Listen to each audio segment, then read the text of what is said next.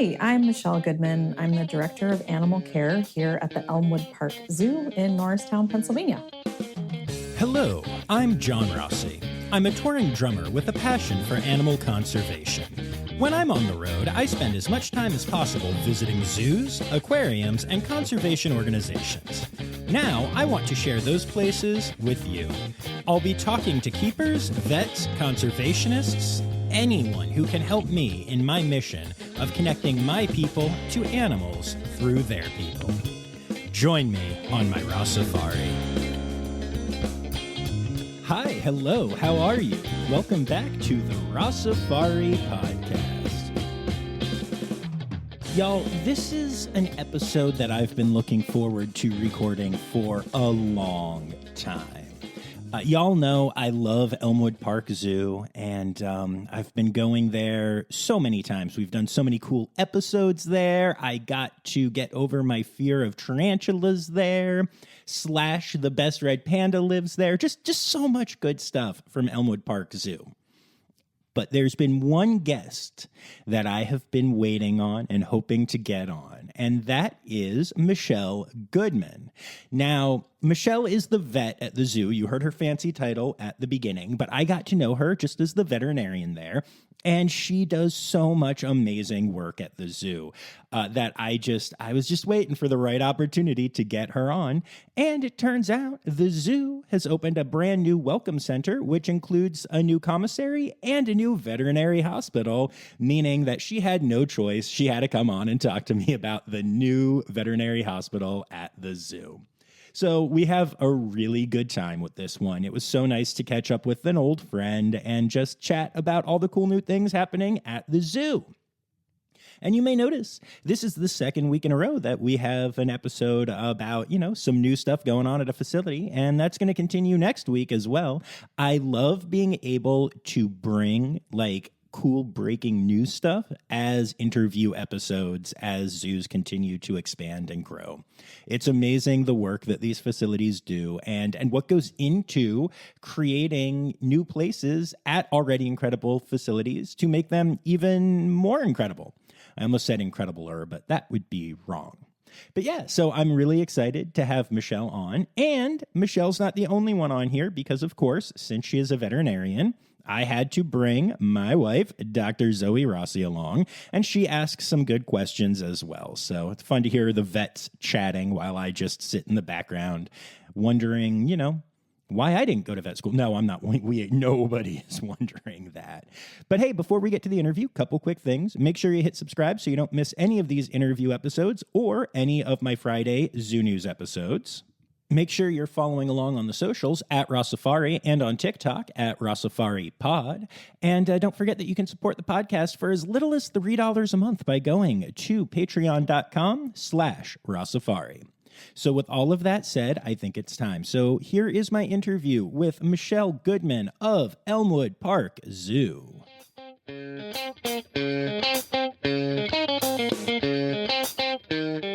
You do so much here that we, Zoe and I, have started referring to this place as the Michelmwood Park Zoo. That's true. Oh, good. It is true, yeah. Fantastic. And so I've been excited to have you on the pod for a while now. We've been trying to find a time to do this. So thank you for making this happen. And specifically, we're here to celebrate a bunch of cool stuff that's going on at the zoo right now. There's some new stuff here, including a new vet hospital. So let's start off talking about all of that. And I know that my listeners know that master planning is a thing. And so how long ago was this now incredible building thought of, and what was the plan to get here? So the hospital project started before I started at the zoo in 2017. Okay. It has existed in various forms kind of all over the zoo's campus. The zoo started to do a real master plan in 2019, which was then put on hold as a result of COVID. And then in the spring of 2021, we were given this amazing and very generous gift from Frank and Paige Engro, and that sort of kicked off real intense planning to make the hospital really happen. That's very cool. And it's not just a hospital that is new, but it is, I guess they're all connected, but it's a hospital in a like welcome center area. And commissary. In Commissary, yes. Commissary. Yeah, so one of the things that we wanted to do with our master plan and with the new hospital is to sort of bring the hospital to the forefront of the zoo, to let everybody that comes through know what goes into our animal care program, and to let them actually get to see some of the work that we do. So it was important to, have the hospital be at the entrance to the zoo so that literally everybody that comes through the doors gets to walk by and see our setup for both, veterinary care as well as for animal nutrition. And then we also added in other things that, we were looking to do, which is exhibits focused specifically on conservation needs, as well as a new gift shop, and then administrative offices, which are not just for the vet team, but for all of our administrative departments. They have their own floor upstairs. So it all kind of came together in one really big project. That's pretty incredible. It's really trippy coming here now, having come here for so many years and the old entrance and, having gotten married at a place that no longer exists in the same way. It's very cool to see how far this part of the zoo has come. Yeah, and we're hoping to just kind of keep rolling down the main path with 4 or 5 additional projects that are currently in the pipeline to essentially rebuild most of the zoo in the next 10 or 15 years. Yeah, which is really exciting. And I know y'all have a lot of land to use too. So it's not just, a lot of zoos are very constrained by, Cincinnati Zoo is in the city of Cincinnati. There's not another inch that zoo can have. But y'all have some plans to expand, which is pretty exciting. Yes, we have an additional 40 acres across Stony Creek that we're going to probably develop about 20 of for, new animal exhibits and experiences, as well as helping to connect the Schuylkill Bike Trail, which is a big feature in Montgomery County. Nice. Very cool. So what does this hospital mean to you as far as being a veterinarian and the care that you're able to provide to animals here? So when I started, we were in a bit of a closet. It was myself, part-time veterinarian, and two licensed veterinary technicians. And we were pretty confined to about, 200, 300 square feet. And that was where we did everything, which meant that we went out into the zoo quite often, to go to the animals exhibits because we often had more space there than we did in our own office. So over the years, we made some adjustments to the clinic. We got some new, a grant for some cabinetry and some additional equipment. And then knowing that the hospital was coming, most of our capital purchase focus has been on portable equipment. Figuring that, we wanted to be able to get stuff that we could use immediately that could also kind of grow into the new hospital. But for moving from about a 300 square foot closet into an 18,000 square foot hospital and quarantine space has been pretty surreal. Thankfully we all like each other on the vet team, so we're used to working in close quarters. And now it's strange to be in my own office and to have the vet techs are in their own office, and we now have a full-time associate veterinarian, which has been really critical to expanding our, coverage and care capabilities. And then, moving into the new space, we have equipment that other zoos in the area don't have. So it'll actually allow us to kind of return the favor that we've been, getting help from so many other facilities for many years, to be able to say, hey, come to Elmwood, if you need a CT scan for a penguin. Very cool. Yeah, no, that's awesome. And that's one thing that I've always loved about this area, the Philly type area, is that there are so many incredible AZA facilities here. Yeah, we have quite a lot. And we try to maintain, good working relationships with everybody. because we all share the same, the same goal for educating people and for taking really good care of animals. Yeah. So what has your journey been like? Like, I know obviously you're a vet, so I'm assuming that you went to vet school. I did. Faking it till you made it. I did. So, okay, Yeah, good, good. So what, like, did you know when you were like little tiny Michele that you wanted to work with animals, and like what got you to where you are? No, little tiny Michele was going to be an architect. Okay. And then I ended up in art school doing printmaking and creative writing. And then I started to volunteer over at the Schuylkill Wildlife Rehab Clinic in Roxborough. And that was where I started to really work with wildlife.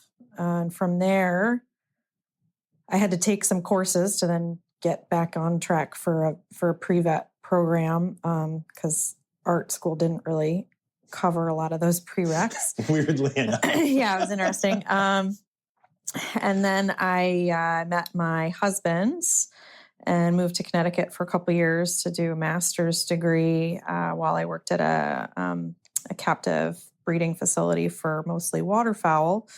And then many years later, ended up going to veterinary school.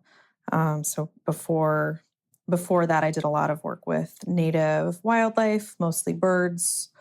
And then when I finished up at Penn, I did, kind of the more typical thing and went out into private practice. I was at a large small animal and exotics practice up in Bethlehem, Pennsylvania for about a year when my husband actually took a job as the curator of birds at the Philadelphia Zoo. So that brought us back down to the area. I grew up, 20 minutes from here. My parents still live, in the house that I grew up in. That's cool. So it was a little bit of a scenic route. And I thought when I got out of school that I would try to go back into, more wildlife rehabilitation, because that is something I'm very passionate about. But I've really found a home, here at the zoo. It's a really wonderful animal care team. And, I love that every day is different at a zoo. Yeah, no, of course. Not to mention that, along with the incredible animal care team, you also have the best red panda. We do. At any zoo anywhere. We do. We have Slash. Yeah, Slash the red panda. He is the world's best red panda. It's a given. And anyone Sorry to other red pandas. It is known. Yeah. It is known. Yeah. And, anyone who listens or even just follows the socials knows Slashy Slash. And so any updates on Slash? How's my boy doing? He just turned 10. That's crazy. Yeah, he turned 10, which makes me feel a little bit old. Wow. But yeah, he's such a great red panda. We're so lucky to have him. Yeah. I know Miles is obsessed, my son, and he also just turned 10. Oh, no way. And that's one of the things that I know Miles first connected with, Slash was like, how old is he? And I was like, how old are you? And that's so cute. Yeah, very cool. One of my proudest Papa moments was we were at the Slash, habitat at some point, and this kid was like, I want one as a pet, just a young kid, just being a kid. And Miles just goes, excuse me, red pandas do not make good pets. They have sharp claws and they poop a lot and they're endangered, but they're great to look at here. And I was like, yes, I did something right. That's amazing. Pretty soon he'll be old enough to come and work here. Yeah, right. It's crazy to think. So glad that Slash is doing well. Yes, he's great. Yes. He's great. And so let's talk a little bit more. So you said that your team has expanded recently, right? Yes. And I'm so intrigued by what your thoughts are about, obviously the level of care that has been given here has always been great. When you guys were hiding in a closet and occasionally having broom stuck in by accident, you're still doing amazing work. But all of this expansion, how is that helping the animals? So there's a couple of key things that we have now that we did not before. And one is really nice, dedicated animal holding space. And we just talked about it last week when we were getting some weather. Stony Creek has a tendency to flood out, as it has done many times. John, actually, you came to help us with the cleanup after the storm in 2020. So we have, emergency contingency plans where if we're getting, a certain level of rain or if water comes, to a certain level, we'll move some animals around. And it used to be very much a, okay, who can go here? Where can we fit another animal? Where can we move them, short term? And it was a very different meeting that we had last week because it was like, oh, we have all this new quarantine space. So you can move up here. Here's your spot. Here's your spot. Here's your spot. Even the alligator and the otters have space to come up here. And it's kind of ready to go for them with very short notice. So that was really nice to think about. And it's like, oh, if we have a problem, we've got this really nice new quarantine space that has built-in pools for animals that need it, that can house, anything from a small bird up to a jaguar. It's not really big enough for zebras or giraffes, so they can stay put. But that's really nice. We have been using our trail of the jaguar building to house animals intermittently. / went up there after a storm a couple years ago. We historically have many porcupines in and out of there, birds. So it's really nice to have a dedicated space that we can use to quarantine incoming animals, that we can use for hospitalization care and for emergencies, because we have been getting so much extreme weather in the last couple of years that it's nice to have a spot. So just kind of dedicated housing is one thing that is really exciting about this space. And then there's the actual hospital bit, which is laid out to really give us space to have students. So we've previously not really been able to accommodate the long list of students that want to come and spend time at Elmwood doing, 4th-year clinical rotations, and, not even having offices, sitting often on like little folding stools. We didn't have any place to put them. So now we've got large rooms with some technology to help facilitate teaching. There's their own little office area that, we can start to schedule externs, which I think providing veterinary training and exotic animal medicine is really important, because even if you just do cats and dogs, at some point somebody's going to show up with an injured squirrel or an injured bird, or they're going to need help with a chicken. So giving people, a little bit of hands-on training is something that I'm very interested in, as is Dr. Clabbers, our associate vet. So we're excited to be able to host them here. That's awesome. Yeah, that's going to make a big difference in some of those lives, because I know especially Penn right now is not doing really anything with exotics. No, they're not, which is a disappointing thing as a graduate, that they just haven't invested in that program.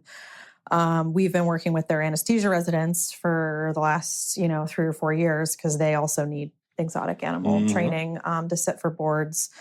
We do a lot of work with their pathology service, and then we use their field service all the time. So, we love them, but we do wish they had a more robust, commitment to exotic animal training and teaching. Yeah, I'm sure Zoe has no thoughts on that. Yep, no thoughts. No thoughts for the podcast. So, you mentioned porcupines. And I realized this. I love porcupines. I know you love porcupines. And also, Elmwood Park Zoo is known for porcupine breeding. Like, y'all are really good at it. I was down at the North Carolina Zoo. Yes. And they're taking our young little male this week. He's packing his little bags. And they brought it up. They were like, I don't know if you've ever heard of Elmwood Park Zoo. And I was like, oh yeah, that's like my heart zoo. And they're like, they're so good at porcupine breeding. And I was like, I knew that, but I didn't know that like everyone knew that. So we're hoping to do better this year. We had kind of a slow season. But we do have animals that are here on loan from the Utica Zoo and from the North Carolina Zoo to breed with our males. So what makes this place good at that? Why? I have no idea. Is it the water? It's always maybe. We've always had an interest in breeding porcupine. Some of it is just a willingness to try. The males do get a little bit particular about what they're looking for, and often need to get separated out from the ladies after breeding season, because they can be a bit of a nuisance. That's true of most males. Yeah, I don't want to say it. I'll own that. So we have a lot of spaces where we can put ornery breeding male porcupines out of the season. We did have an opportunity to do a hand rearing of one who's getting ready to actually breed for the first time this year, Pokey. He's now 5, and we love him so much. So we're really into porcupines. I love them. I think they're just really interesting animals. Guests really are interested in them. And so yeah, we love our porcupines. And Elmwood's a small zoo, and it's nice to have a couple of AZA programs where we can really, make a difference, and where we can provide some contribution, whether it's, to breeding animals or to just helping out other facilities. I'm the veterinary advisor for the porcupine species survival plan. And, it's a very active SSP program. And we get, 2 or 3 requests almost weekly about, housing recommendations, medical, questions. So it's a nice program to be involved in. Very cool. Very cool. Yeah. I love that this zoo is known for that. It's such a weird little thing. I was so excited when they brought it up in North Carolina. That's great. It's so cool. Yeah. Awesome. So, I am curious before we move on from that, just because I've learned from talking to some people that sometimes animals, will breed best in normal conditions. And sometimes it's almost like they need weirder, sparse things. So is there anything special that y'all have to do for porcupines, or just let them go? I guess, yeah. So we've always just let them go. We've had a breeding male. His name is Spork. He's produced many an animal in the population. Many tongs. Yes. Well, and now the keepers have started naming all of his offspring after some sort of kitchen implement. So last year was Lemon Fork. He's now down at Dallas. And then this year is Griddle. Nice. And Griddle is going to North Carolina. Nice. So yeah, he's not needed any sort of help or encouragement. He just needs access to the ladies during the right time of year. With it being Pokey's first year meeting a female, we'll see how he goes. But I'm guessing he's just like his dad, and he won't need any help. Okay, cool. Yeah. I bring it up because I was at a facility that's really good at breeding sloths. And the reason they're good at it is that they have this great lush habitat that their sloths live in on exhibit. And then in the back, when it's breeding time, it's nothing. A dog kennel with a tree branch going out and a tree branch going down. And that is where all of the breeding takes place. Happens. Yes. There's a facility that does a lot with sea duck breeding down in Maryland. And it's the same thing. There's super sparse habitats, and it gives, that's what they focus on. So there's nothing else to do. Yeah. I find that fascinating. Yeah. Yeah. And that's interesting with sloths. Obviously you have to balance out their welfare needs during the year, with whatever that habitat change looks like during breeding. But no, we don't make any adjustments for porcupines or for our peccary, which is another species that we breed quite well. We did have a little surprise. Yeah, we had a little surprise that may be the first reported case of a postpartum estrus in a peccary, because she got pregnant about 3 weeks after she had her last litter. Wow. So we didn't really plan for that. Yeah. A lot of little pecklets running around here. Yeah. And peccaries, I think, are a species a lot of people probably don't know about. They're not super popular. So can you give kind of an overview of peccaries for people listening? Sure. So a peccary is kind of a cousin to your other traditional pigs and exotic suids. There are a couple of different species of peccaries. We manage the Chicoan peccaries at Elmwood, which is the most endangered of the peccaries. More commonly, there are collared peccaries or javelinas, and they are actually invasive in some parts of the United States. I did not know that javelinas are peccaries. Yes. I've seen many a javelina. Yes. That's interesting. Yes. Okay.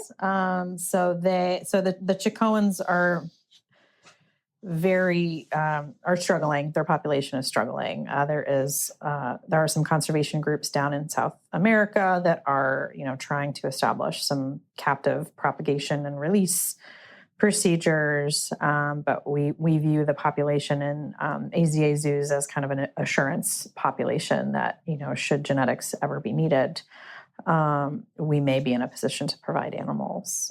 Especially here, since y'all just popping them out. We are popping them out. Our breeders are now very well represented genetically.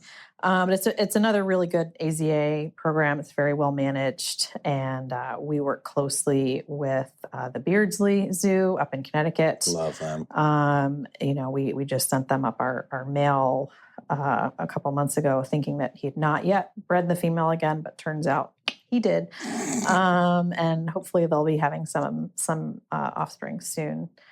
But they're great animals. We've come a long way with them at Elmwood. When I started, we used to manage them as a kind of a code red, high threat level animal, which is pretty common practice for the collared peccaries, but not so much for the Chicoans, they're just not aggressive animals. They're very smart and they're very food motivated. But, we were able to transition them to a point where the staff does actually go in with them free contact and can do a lot of, positive reinforcement training. We can get weights on them voluntarily. Some of them are trained for hand injections. So just a great group of animals to work with. Nice. Very cool. And I think it's funny. I think certain zoos, I've kind of noticed just like we'll get a reputation for like a species and then it just keeps going. Sure. Like y'all were known for Joni, the peccary, who was just, wonderful. Yeah, and everyone loved Joni. And then Joni passed on, an old girl, it happens. And it's like, you would think like, oh, okay, well, Joni was the famous one. So peccaries are going to fade now when people think of Elmwood Park Zoo. And instead y'all become the breeding hub of peccaries. And, it's interesting. Yeah, we're committed to the species. Several of our board members are really interested in us continuing and really like getting updates about surprise litters on the weekends. So it's a great species to work with. And We're happy to have them. Yeah, it's very cool. I love how they literally, their legs don't look like they should support their bodies. No, they're like little twigs. Little twigs, yeah. Yeah, and they run around. run. You watch it and you're like, this doesn't make any sense. I see it happening, but it doesn't make any sense. But yeah, very cool. Zoe, do you have... She's just been sitting there quietly. Hoping I would forget that you were here. Yeah. I have not forgotten you yet. Good. So do you have any questions about anything? So we did get to come here before all of this officially opened. Thank you, Michele. Mm-hmm. And tour the vet hospital and the new entrance area and all of the important things and see all of the cool animals there now. So I was curious if you had any questions about anything that you saw or just wanted to, ask Michele anything. I probably should have prepared for this. I mean, I warned you and you went, Yeah, I thought that was you preparing. Maybe it was you panicking. But then I also was working and then sleeping. And now here I am. And this is why we edit. Although all that crap's staying in. That's, of course, as it should. But then you can cut out the long pause afterwards while I think about it. That's what I do. We mentioned it before briefly, but you guys have or are getting a CT scan, which is very exciting, and you'll be able to do a lot with it. Can you talk about kind of why CTs are great and what we'll be able to do with it? Sure. So yes, CTs are great. They're great for a couple of reasons. One, they provide just really excellent image quality. And then they're also a lot faster than taking a full set of x-rays. And given that, most of our animals have to be under general anesthesia to take x-rays, doing anything to sort of cut down that time is going to be helpful for us. The first time we did a CT here at Elmwood was with our female jaguar, Inca. She had a long history of a dental problem and had a procedure done. I think it was like 2015 or 2016 before I was at the zoo. And we wanted to do a follow-up to see, what was needed.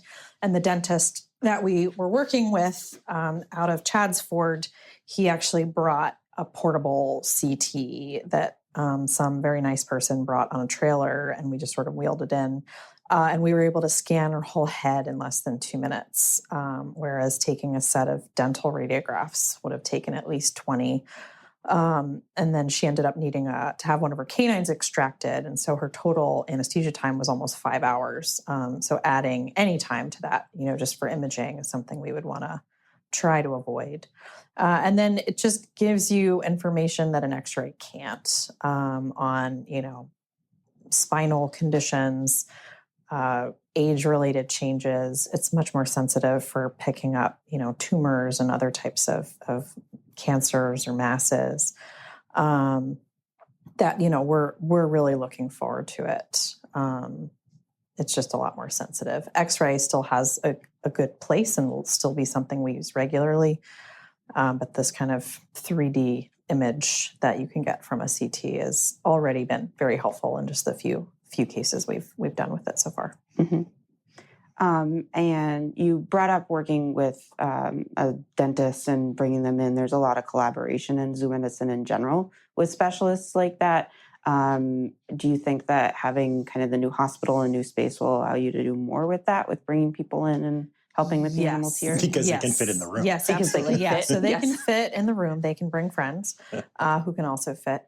We've been really lucky over the years. We work with John Lewis, who's now down at VDS in Chadds Ford. We've worked with many of the doctors at Metropolitan, some at Blue Pearl, some at Penn, and it's very hard to take animals off site.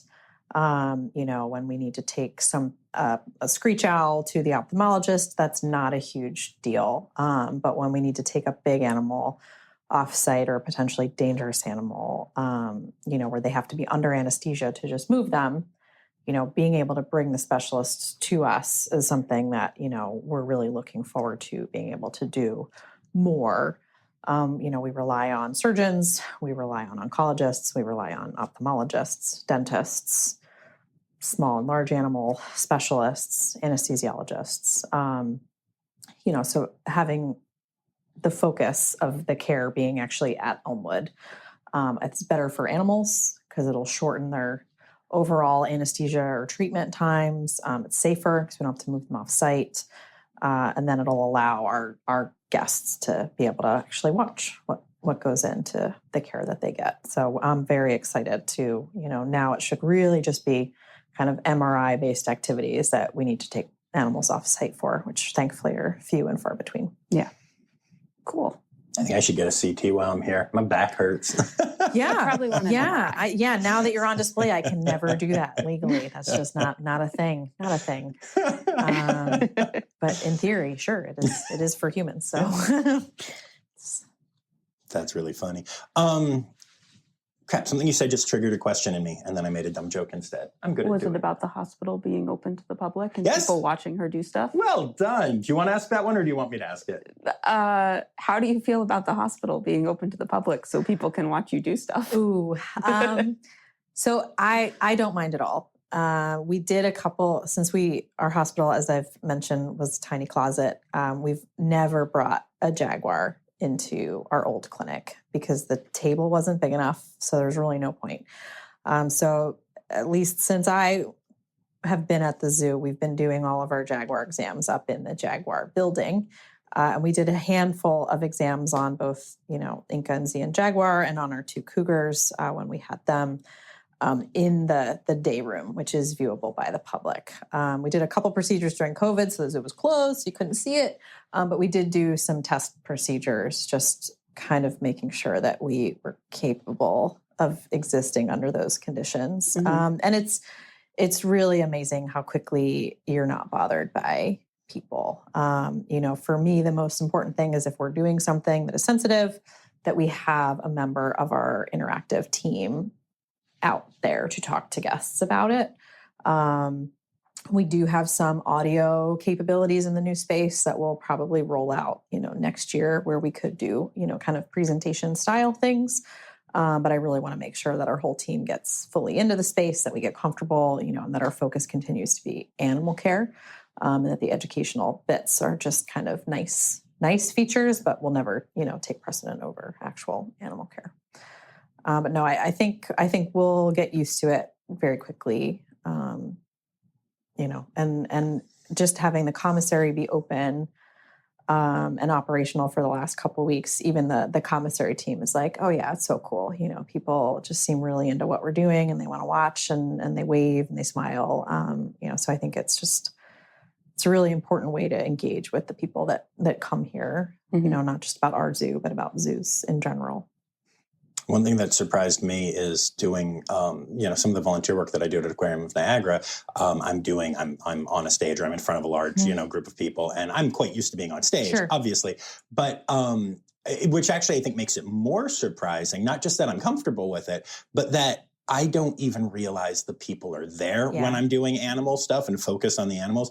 I have seen pictures of myself like interacting with our sea lions and stuff, and they take these amazing photos. And then I realize that all around both levels of the pool, I'm being watched, and I did not know there was a soul there. Like, it's amazing. And especially for someone who my literal job includes reading and responding to audiences and like trying to react and change, I'm always hyper aware when I'm on stage of what is going on with the audience. So the fact that they fade in the background, even for me, is like really surprising, but makes sense. I am curious though, vet med, things go bad. Oh yeah.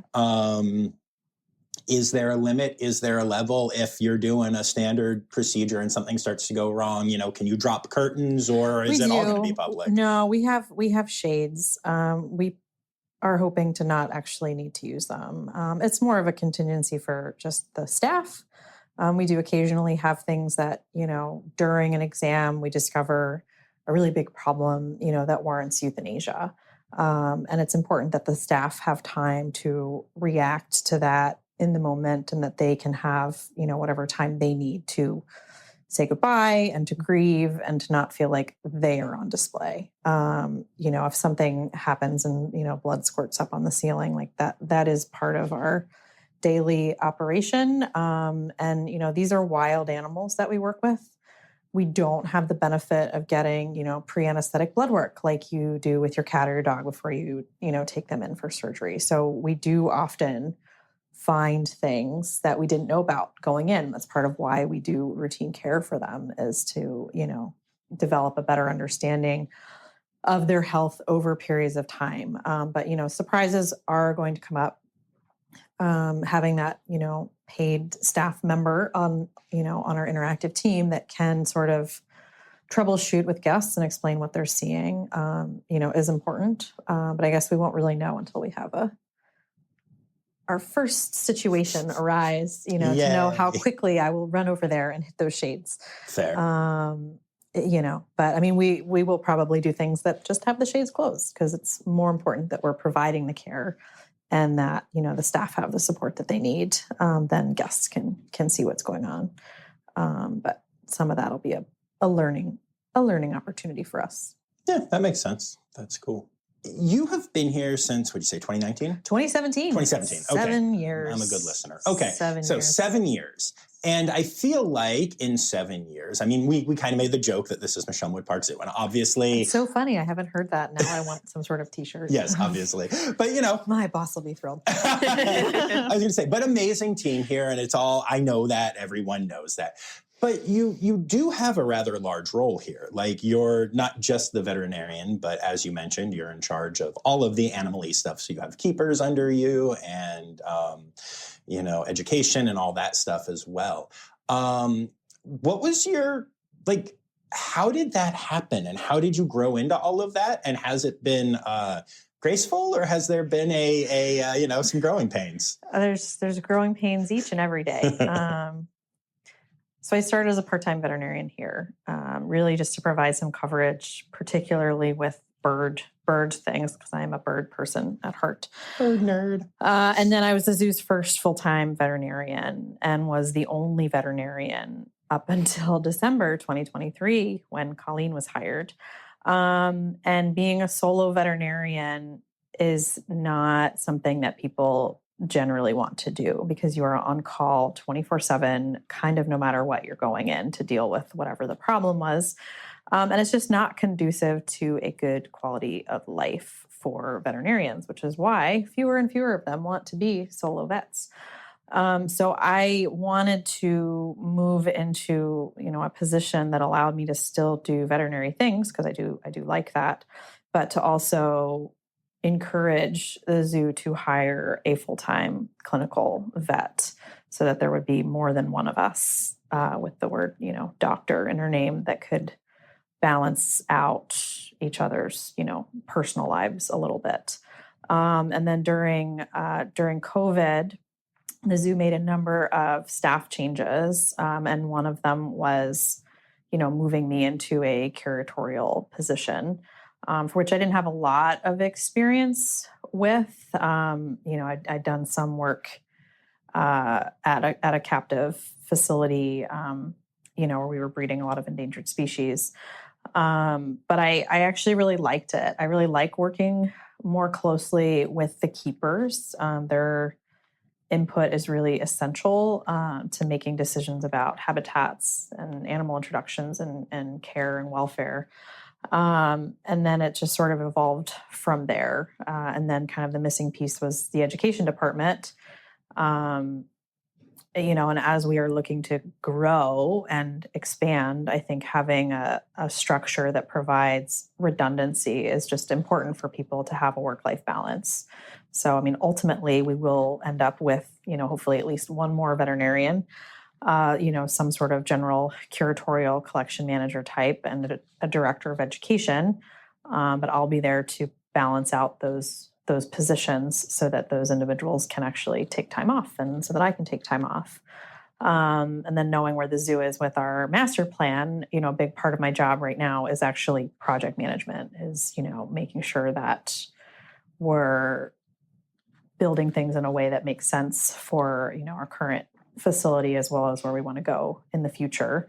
And it's a fairly specialized set of conditions that we require for, building animal habitats. So it's not something that's easily translated to other people to just pick up. So yeah, and then very hopeful that we will hire some additional staff to support, where we're going in the next 2 or 3 years, just with the next projects down the road. Yeah, very cool. I don't know a great way to ask this, and I apologize. Anyone who listens is quite used to that. But, again, qualification is that I'm a drummer. So, this is going to be a bad example because I know that animal welfare would always come first, but it's the best I can think of. But so do you ever find that your roles sometimes, like, you almost have a conflict? And like the example that I can think of would be you have a big meeting, but you have a sick animal. Now, obviously, you're always going to the sick animal, but that kind of thing. Yeah. So some of that just goes back to the overall culture of the zoo. So our zoo director has basically instructed me to ignore any of his requests that are inappropriate. Like he doesn't always know that he can't, touch this or do that. And we've had numerous instances where I've needed to pull an animal off exhibit because of a health thing. And it's like, well, I closed the giraffe feeds a couple of years ago. That was a good time. Especially when I saw the actual budget numbers about that, so I have a lot of support from the zoo director and from the board, that, animal care comes first and that, it's their job to deal with whatever the financial implications are or whatever the guest experience, concerns are. When we took the giraffes off exhibit was obviously because of one of Gerald's many, many health issues. Oh, Gerald. I think it was 2021 Gerald health issue.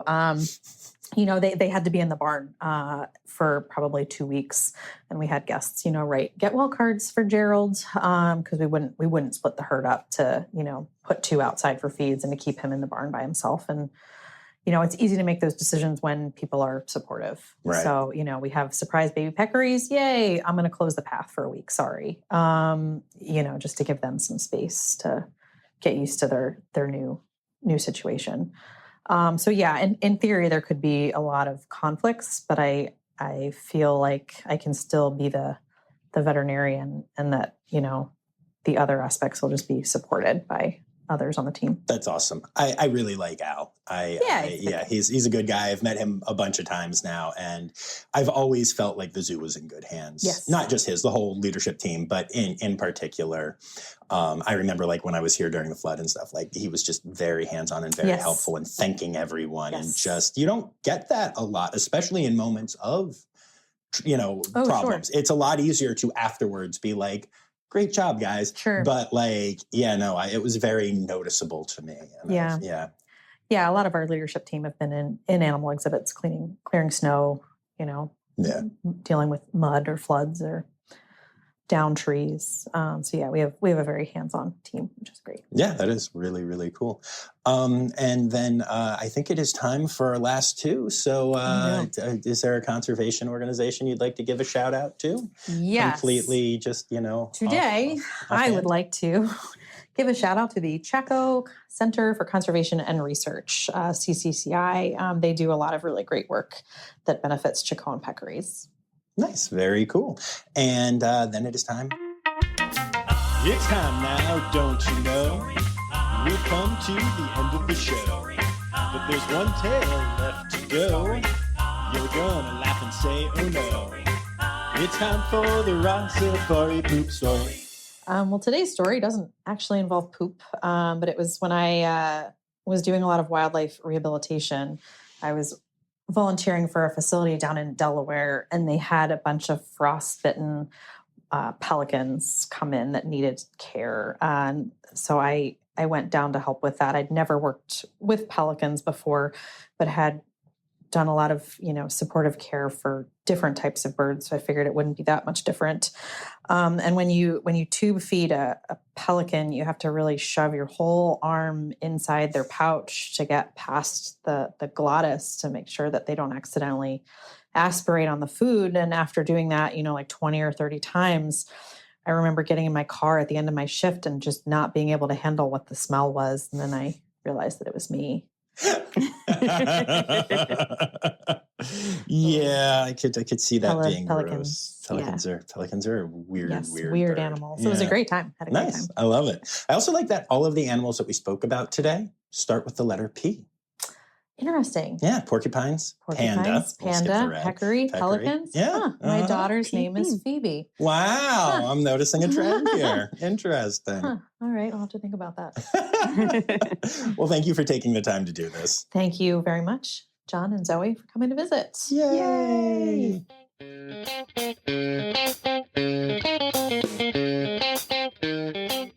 Okay, so admittedly, I end most of these interviews by saying yay, but the fact that Zoe and I did it perfectly in unison without looking at each other was kind of ridiculous. But hey, that's who we are. And more importantly, that was who Michele is. And just so grateful to have such a cool, wonderful person in my life. And, like I mentioned, Michele invited Zoe and I to the kind of preview opening for friends and family, and we got to see the new hospital and the new commissary, and even honestly spend probably way too much money at the new gift shop. Also, for any of you coffee nerds like me, they have a coffee shop in the new Welcome Center now, which is really, really exciting. So yeah, Elmwood Park Zoo, impressing the heck out of me at a whole new level now, and they're just going to keep growing, which is absolutely incredible. So before I go, I do want to take a moment to say thank you to all of my Red Panda level patrons, Dr. Laura Schenk, Dr. Stephen Williamson, Barbara Bennett, Jenny Owens, and Kevin Williams. And of course, to all of my patrons, thank you all so much for supporting this podcast. And I'd also like to remind y'all that the word credits backwards is Steiderk. The Rossifari podcast is produced, hosted, and engineered by John Rossi. Editing and fact-checking by John and Dr. Zoe Rossi. Our theme song is Sevens by Nathan Burke, performed by Nathan and John. Interrupting John theme and additional voices by Taylor Isaac Gray. You can reach John directly on Instagram and Facebook at Rossifari or by email at rossifaripod@gmail.com. Rossifari is part of the Daydreamer Media Network. Now, stop listening to me and go visit a zoo.